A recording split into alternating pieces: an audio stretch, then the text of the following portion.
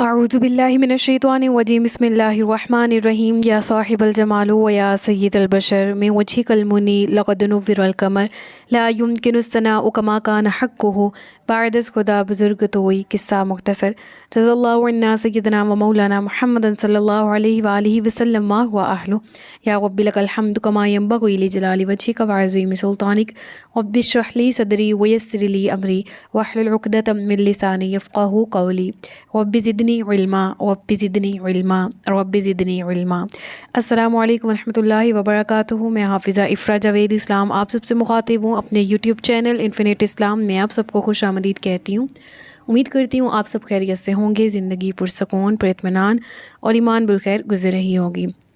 پارہ نمبر 15 سورۃ الکہف اردو ترجمہ اور تفسیر، اس کی آیت نمبر 28 تک ہم گزشتہ اسباق میں پڑھ چکے ہیں۔ آج کے سبق میں آیت نمبر 29 سے باقاعدہ آغاز کیا جا رہا ہے، جس میں اللہ رب العزت ارشاد فرماتا ہے وَقُلِ الْحَقُّ مِن رَبِّكُمْ فَمَن شَاءَ فَلْيُؤْمِنْ وَمَن شَاءَ فَلْيَكْفُرْ إِنَّا أَعْتَدْنَا لِلظَّالِمِينَ نَارًا أَحَاطَ بِهِمْ سُرَادِقُهَا وَإِن يَسْتَغِيثُوا يُغَاثُوا بِمَاءٍ كَالْمُهْلِ يَشْوِي الْوُجُوهَ بِئْسَ الشَّرَابُ وَسَاءَتْ مُرْتَفَقًا۔ اس کا ترجمہ پڑھ لیتے ہیں۔ اور تم فرما دو کہ حق تمہارے رب کی طرف سے ہے، تو جو چاہے ایمان لائے اور جو چاہے کفر کرے، بے شک ہم نے ظالموں کے لیے وہ آگ تیار کر رکھی ہے جس کی دیواریں انہیں گھیر لیں گی، اور اگر وہ پانی کے لیے فریاد کریں تو ان کی فریاد اس پانی سے پوری کی جائے گی جو پگھلائے ہوئے تانبے کی طرح ہوگا، جو ان کے منہ کو بون دے گا۔ کیا ہی برا پینا اور دوزخ کیا ہی بری ٹھہرنے کی جگہ ہے۔ اس آیت کی ابتدا میں رب العالمین نے فرمایا کہ حق واضح ہے، باطل واضح ہے، سچ واضح ہے، جھوٹ واضح ہے، صحیح واضح ہے، غلط واضح ہے۔ اب جس کی مرضی چاہے تو وہ اپنے سامنے جو راستہ نظر آ گیا ہدایت کا، اس کو چوز کر لے، اور اگر وہ ہدایت کے راستے کو چوز نہیں کرتا، گمراہی کو اپنے لیے سلیکٹ کرتا ہے، پسند کرتا ہے، تو یاد رہے کہ جو خود گمراہ ہوا، جس نے اپنے لیے دنیاوی عیش و عشرت کے لیے گمراہی کو پسند کیا، اللہ کی ناراضگی کو مول لیا، اسی غفلت، اسی خود پرستی میں اگر وہ مر گیا تو اس کے عذاب کا ذکر کیا گیا اس آیت میں۔ اور اب فرما رہا ہے پھر اگر تم اسی حالت میں مر گئے تو تمہیں جس شدید عذاب کا سامنا کرنا پڑے گا، ذرا اس کو سن تو لو، ذرا تھوڑا سا اس کا حال تو ملاحظہ کر لو، تاکہ اس وقت قیامت کے روز تم یہ حجت نہ پیش کر سکو، تم یہ نہ کہہ سکو کہ ہمیں تو اس ہولناک انجام کی خبر ہی نہیں تھی، ورنہ ہم کیوں حق کا انکار کرتے، لہٰذا تمہیں ہم تمہارے انجام سے بھی ڈراتے ہیں۔ لہٰذا کیا ذکر کیا گیا کہ یہاں پر سرادق ذکر آیا ہے، ٹھیک ہے، یہ سرادقها، اس کی دیواریں کیسی، احاط بہم، گھیر لیں گی، کس کی دیواریں، آگ کی۔ اب یہاں پر مراد کیا ہے کہ ہر وہ چیز جو کسی کو اپنے گھیرے میں لے لے اسے سرادق کہا جاتا ہے۔ جیسے دیوار کھڑی کی جاتی ہے، ایک گھر کو ایک احاطہ دیا جاتا ہے، تو اس کو بھی یہاں پر جو لفظی معنی سرادق کے آئے ہیں وہ دیوار کے ہی آئے ہیں، ٹھیک ہے، خیمہ بھی مراد لیا جاتا ہے۔ اور حضرت ابو سعید خدری رضی اللہ تعالیٰ عنہ نے رسول کریم صلی اللہ علیہ وآلہ وسلم سے روایت کیا کہ اس سے مراد آگ کی 4 دیواری ہے، اور ہر ایک دیوار اتنی موٹی ہوگی کہ اسے طے کرنے کے لیے 40 سال درکار ہوں گے۔ اللہ اکبر۔ یہ ترمذی اور مسند امام احمد کی حدیث ہے۔ اور کیا ذکر ہے اس میں کہ سرادق کے معنی کیا ہے، وہ 4 دیواری، وہ دیوار، وہ خیمہ شدہ، وہ ایسی چیز جو کسی کو اپنے احاطے میں لے لیتی ہے، گھیر لیتی ہے، اور وہ آگ کی تہیں ہوں گی جو کہ اس قدر موٹی ہوں گی کہ ان کی مسافت طے کرنے میں ہی کتنے 40 سال درکار ہوں گے۔ اللہ اکبر۔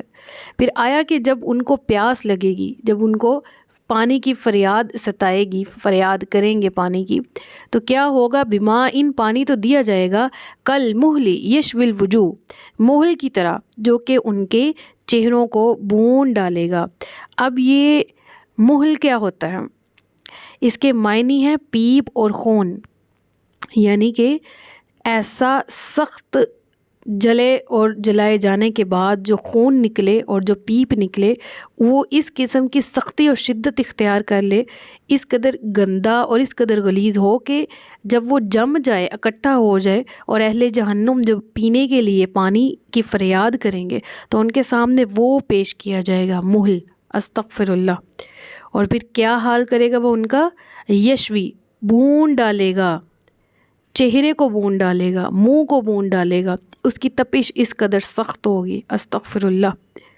اور پھر بئس الشراب، رب فرما رہا ہے بہت ہی بری پینے کی چیز ہے، جس کو رب انٹروڈیوس کروا رہا ہے، جس کا تعارف رب کروا رہا ہے کہ جان لو وہ بہت بری پینے کی چیز ہے. رب سچا ہے اور رب نے دیکھا ہے، رب نے اس کو کریٹ کیا ہے اور وہ دیکھ کر کریٹ کر کے اس سے آگہی دے رہا ہے کہ بہت بری چیز ہے پینے کے لیے. لہٰذا وہ جو یہاں پر ایک طرح سے ڈرایا اور دھمکایا جا رہا ہے، حقیقی طور پر سمجھدار وہی ہے جو کہ ان چیزوں سے خوف کھاتے ہوئے، یہ جو آیات میں مینشن ہے عذاب، ان سے خوف کھاتے ہوئے حقیقت سے آگہی، شعور، ادراک حاصل کرے اور گناہوں سے توبہ کر لے. کیونکہ رب فرما رہا ہے کہ بری پینے کی چیز ہے اور وسعت مرتفقہ، اور کتنی ہی بری ٹھہرنے کی جگہ ہے. استغفر اللہ. اس کے بعد اہل ایمان کا ذکر ہے. دیکھیں آیت کے شروع میں آیا نا کہ حق واضح ہے. اب تمہاری مرضی ہے نا، دنیا میں تمہیں دی گئی چوائس، تم چاہو تو اللہ کی مانو، تم چاہو تو شیطان کی. ہاں اللہ کی مانو گے تو کیا ہوگا اس کا ذکر اب ہم اس آیت میں پڑھنے جا رہے ہیں، اور شیطان کی مانو گے، اللہ کی نافرمانی کرو گے تو اس کا انجام بھی ہم نے پڑھ لیا. اب یہاں پر اہل ایمان کا ذکر ہے کہ جنہوں نے ہدایت کو، جنہوں نے ظاہری طور پر تو مشکل چوز کیا اپنے لیے، یعنی کہ نفس کو دیکھا جائے تو نفس کے ہیلے بہانے یہ ہیں کہ نیکی کی طرف کھینچ کے لے کے جانا پڑتا ہے اور گناہ کی طرف وہ آٹومیٹکلی راغب ہوتا ہے. اور جتنے بھی رحمانی کام ہیں ان میں مشقت تو ہے ہی، اور جتنے ہی شیطانی ہیں وہ تو نفس کو بھلے لگتے ہیں، وہ تو کرنے میں آسان اور خوشگوار لگتے ہیں. لہٰذا ظاہری اعتبار سے دیکھا جائے تو جس نے دنیا میں مشکل جھیل لی، برداشت کر لی، سچائی پر، صبر پر استقامت پذیر رہا، استقامت شدہ رہا، تو اس کا کیا انجام ہے؟ ان الذین آمنوا وعملوا الصالحات. رب فرما رہا ہے بے شک وہ لوگ جو ایمان والے ہوئے اور نیک اعمال کیے، انا لا نضیع اجرا، کہ بے شک ہم ان کا اجر ضائع کرنے والے نہیں ہیں. من احسن عملا، وہ لوگ جو بہترین عمل کرتے ہیں. ٹھیک ہے، ان کے لیے کیا ہے انعام؟ اولئک لہم جنات عدن، ان کے لیے جنات. اب دیکھیں جنت کی جمع جنات یہاں پر کی گئی. اب اس سے مراد کیا ہے؟ اس سے مراد دیکھیں کہ جنت جو ہے نا، وہ جنت عدن ایک جنت کی ٹائپ ہے. ٹھیک ہے، جنتیں 8 ہیں، ان میں سے ایک ٹائپ ہے جنت عدن. اور عدن کے لفظی معنی دیکھے جائیں تو ہمیشگی کے، ہمیشہ رہنے والی کے ہیں. تو یہاں پر جنات عدن کا ذکر کیوں کیا گیا؟ علماء فرماتے ہیں کہ جنت جو ہے وہ یہاں پر واحد ہی مراد ہے، لیکن جنات یعنی جمع کا صیغہ یہاں پر اس وجہ سے استعمال کیا گیا کہ وہ جنت اتنی کشادہ اور وسیع ہے، گویا وہ ایک جنت نہیں بلکہ کئی جنتوں کا مجموعہ ہے. اسی لیے یہاں پر کیا فرمایا گیا کہ جنات عدن تجری من تحتہم الانہار یحلون فیہا من اساور من ذہب ویلبسون ثیابا خضرا من سندس واستبرق متکئین فیہا علی الارائک نعم الثواب وحسنت مرتفقا. اب یہاں پر بھی لفظوں کے اگر ہم لفظی معنی دیکھیں، عربی لفظوں کے اردو معنی دیکھیں اور پھر ان کی تفسیر دیکھیں تو آیت کی تفسیر سامنے واضح ہو جاتی ہے. سب سے پہلے یہاں پر ذکر ہوا سندسن، ان کے لیے لباس ہوگا. ٹھیک ہے، کس کا؟ سندسن. سندس کہتے ہیں باریک ریشم، یعنی ایسا کپڑا جو باریک ریشم سے بنایا گیا ہو. اور اس کے علاوہ استبرق کس کو کہا جاتا ہے؟ استبرق کہا جاتا ہے اس کپڑے کو جو کہ موٹے ریشم سے بنایا جاتا ہے. ٹھیک ہے، یعنی یہاں پر لفظی معنی دیکھیں تو سندسیں و استبرقن دونوں کے معنی لکھے ہوئے ہیں، باریک ریشم اور موٹے ریشم. مراد کیا ہے؟ وہ کپڑا جو باریک ریشم اور موٹے سے بنایا جاتا ہے. اب جنتیوں کا لباس تو ہوگا ریشمی، اور یہ کیوں ہے، یہ لباس کیوں سلیکٹ کیا گیا؟ ایک تو یہ عمدہ ہے، بہترین ہے پہننے کے لحاظ سے. اب ہمارے ذہن میں دنیاوی ریشم ہے، ٹھیک ہے، ریشمی کپڑا انکمفرٹیبل بعض لوگوں کو لگتا ہے، لیکن ایسا ریشمی کپڑا نہیں، یہ تو دنیا کی ریشم ہے نا، اور اس میں پتہ نہیں کون سے دھاگے ایڈ کیے جاتے ہیں اور کن مشینری سے گزر کے اس کی اپنی اصل لک نہیں آتی، یا جس طرح بھی ہے کہ دنیاوی چیز تو ساری مصنوعی ہے نا. تو جنت میں حقیقی ریشم کا لباس ہوگا، باریک کا بھی اور موٹے کا بھی، اور ان دونوں سے ملا کے لباس بنایا جائے گا سندسیوں و استبرق۔ رب فرماتا ہے متکئین فیہا علی الارائک، ہمیشہ اس میں رہیں گے۔ ارائک جو ہے نا، اس کے کیا معنی ہے؟ ارائک کہتے ہیں کہ ارائکہ سے یہ لفظ نکلا ہے، ٹھیک ہے، اور اس کے معنی کیا ہے؟ ایسی نشست گاہ، ٹھیک ہے، ایسی بیٹھنے کی جگہ جو دلہن کے بٹھانے کے لیے آراستہ اور مزین کی جاتی، یعنی ایسی نشست گاہ جہاں پہ دلہن کو سجا کے بٹھایا جائے اور وہ جگہ بھی بذات خود سجی ہو دلہن کے لیے، ٹھیک ہے۔ تو کتنی پیاری بات ہے نا یہاں پر بیان کی گئی، اور کتنی خوبصورت بیان کی گئی ہے کہ ایک تو ان کے لباس عمدہ، ان کی رہائش عمدہ، جہاں پر وہ رہ رہے عدن ہمیشہ رہیں گے۔ پھر اب فرما رہا ہے کہ متکئین، تکیہ لگائے ہوئے ہوں گے، فیہا علی الارائک، جیسے کہ ایک شہزادی نہیں تکیہ لگائے ہوئے، ایک ملکہ نہیں تکیہ لگائے ہوئے اپنے تخت پہ بیٹھتی۔ اور اریکہ کا بھی میں نے آپ کو بتایا، فیہا علی الارائک، پر ہوں گے، کس پر ہوں گے؟ تختوں پر، اور وہ تختے کیسے؟ سادہ نہیں، ایسے کہ گو کہ دلہن کو بٹھانے کے لیے ان کو آراستہ کیا گیا ہے، سجایا گیا ہے۔ پھر پچھلے عذاب کے بارے میں اگر ہم پڑھیں تو رب نے کیا فرمایا؟ بئس الشراب، بہت برا پینا ہے اس کا، اور وسعت مرتفقہ، ٹھہرنے کی جگہ بھی بہت بری ہے۔ اور یہاں پر کیا فرما رہا ہے؟ نعمت ثواب، کیا ہی اچھا ثواب ہے، کیا ہی اچھا انعام ہے۔ وحسنت مرتفقہ، اور جنت کیا ہی اچھی آرام کی جگہ ہے۔